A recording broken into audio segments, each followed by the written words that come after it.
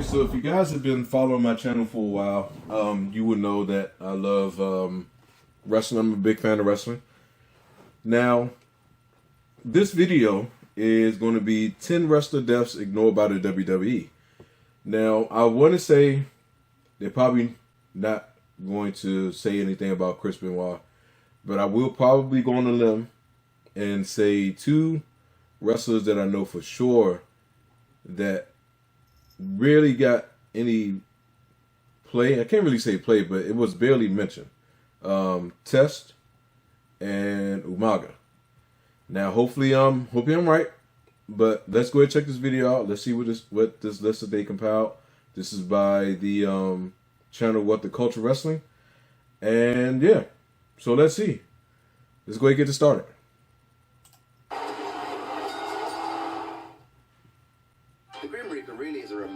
Twat. In the last 2 years, legends like Vern Gagne, Mae Young, The Ultimate Warrior, Dusty Rhodes, Roddy Piper all departed for the great long crazy dude. Sky. All were commemorated with heroes, tributes, lovingly edited by WWE. But what about the wrestlers whose passing the company barely gave the slightest mention? And why would they be so cold? I'm Adam from WhatCulture.com, and here are 10 wrestler deaths ignored by WWE. Number 10, Chris Kanyon.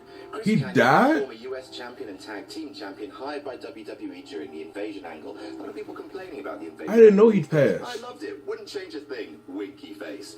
In the years following, Kanyon found himself often either on the bench with an injury or jobbing, and was released in 2004. Having suffered from bipolar disorder for many years, Kanyon was found dead in 2010 next to an empty bottle of depressants and an apology note. Wow. The WWE gave him nary a passing mention. Was this because he killed himself? Maybe because he once, as part of a publicity stunt, told people that WWE released him because he was gay, a statement he later retracted. Perhaps it was because he and Raven once attempted to sue the company for cheating wrestlers out of healthcare. Or perhaps, brutally, the WWE just thought no one would remember him or his run with the company. Do you?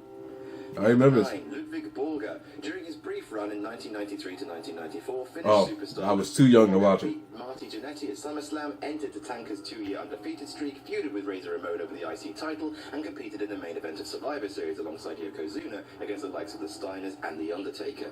After leaving the company, he also became the first Scandinavian to compete in UFC, won the Finnish heavyweight championship. Yeah, I was way too young, so I have no idea who this is. Despite all this, in 2010, when Borga was found dead from a self-inflicted gunshot wound, the company didn't acknowledge his death. Independently, JR wrote of Borga's problems with drugs and alcohol and said that he had not been a great guy to be around. Number 8, Chris Candido. Well respected for his technical work rate, Candido had no careers in both ECW and Smoky Mountain Wrestling. His short WWE career even had a few notable moments, namely providing Barry Horowitz with that infamous upset victory and winning the tag team titles as one half of the OTT fitness pricks, the Body Donners. In 2005, his face looked very familiar, but I didn't know who he was. Surgery, and despite TNA honoring him with a memorial, I think that's the reason why I remember him. WWE made only one mention of the man during a gone but I've seen like him when I would watch TNA. One night stand event that year, a video that WWE management probably wanted no part of, but were forced to make by Paul Heyman. Number 7, Lance Cade. Over the course of his 7 when did he years pass? with WWE, Cade never really realized his potential.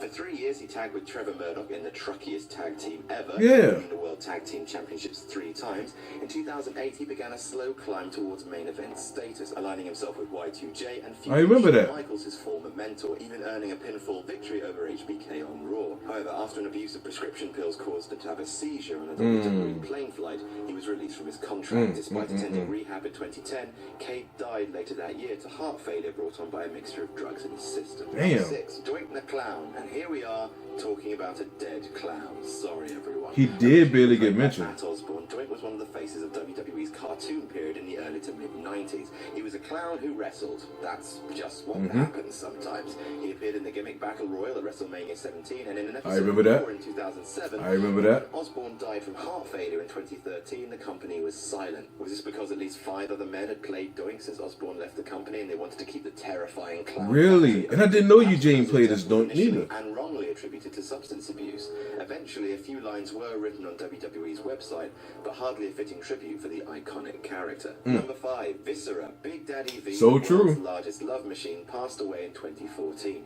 He had a long and varied career with the company, including winning the King of the Ring tournament as Mabel and challenging for the WWF title at SummerSlam that same year. After leaving in returning to the company a number of times, Viscera was released for the final time in 2008. I remember that. In 2014, Viscera passed away from a heart attack, but received no mention on the Elimination Chamber pay-per-view less than a week later, or Raw the following night. That's terrible. It's not clear exactly why. The man had wrestled in 3 separate eras of the company, and despite being saddled with the large man addicted to sex gimmick that hindered Mark Henry and the Great Khali, was surely present in enough fans' minds for a tribute.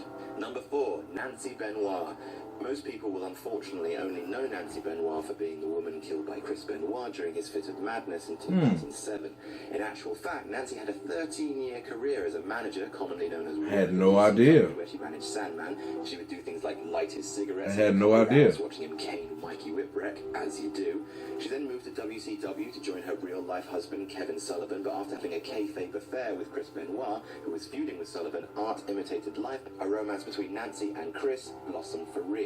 She retired and the two married. After it came to light that Chris Benoit had killed his family, the WWE made the decision to never again mention the incident or Benoit himself. As such, Nancy's career and her untimely death will forever go unacknowledged by WWE. I had no idea. Number 3, Test. Test had quite the career Just as in I thought. WWE. His on-screen relationship with Stephanie McMahon made him a prominent player early on, and having a high-profile feud with Shane O'Mac. However, after Stephanie was drugged and stolen by Triple H, wrestling is fun, Test became a tag team wrestler, working as part of TNA with Albert and Trish Stratus, with Scott Steiner, where they spent their tag career abusing Stacy Keibler, and as part of the Un-Americans with Lance Storm and Christian. His association with that stable, getting a one-on-one match with The Undertaker at SummerSlam 2002. He won the European title, Intercontinental title, Hardcore title, Tag titles, and regularly competed for the ECW World title. That's crazy. He died at the young age of 33 from an overdose of painkillers. He wasn't Jesus Christ, man. Likely because of his problems with steroids and pills. Wow. Number 2, Umaga. Umaga, racist gimmick though it most definitely was, got Eddie Fatu over in a big way. It was barely mentioned that he passed. The family, I hope I pronounced that right, that gave us The Rock, Yokozuna, Roman Reigns, and Rikishi.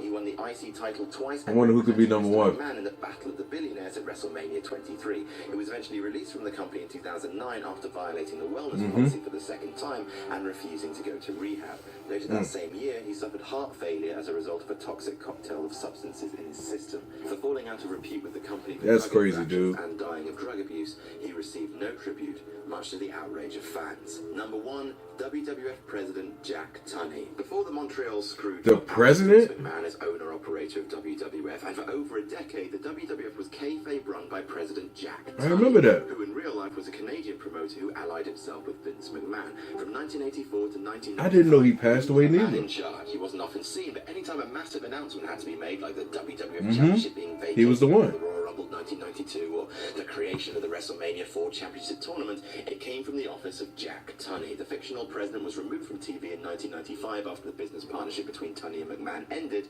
and when he died in 2004 of a heart attack, not one person from WWE attended his funeral, and his death went unreported on WWE.com. Wow. Heartbreaking.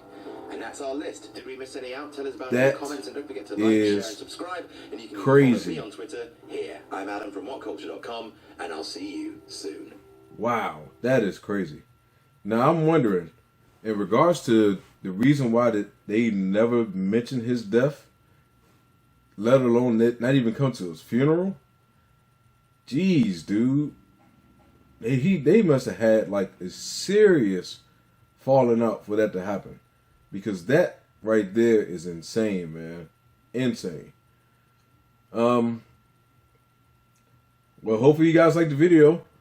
And I'm still kind of dumbfounded at the last one. That's crazy. So leave your comments below. Let me know what you think.